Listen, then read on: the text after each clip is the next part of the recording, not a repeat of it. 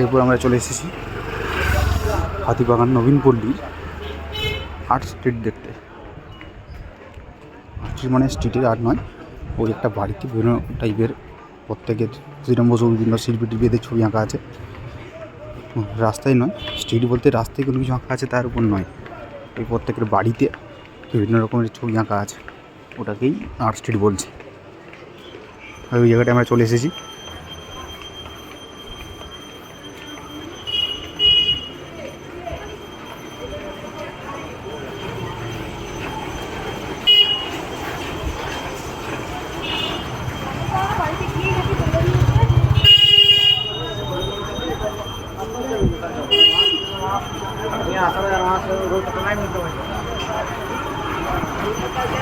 আপনাদের যে আর্ট স্ট্রিটের বাড়িটা যে ব্রাইডালের উপরে বিভিন্ন ছবি আঁকা আছে সেটা দেখাচ্ছি।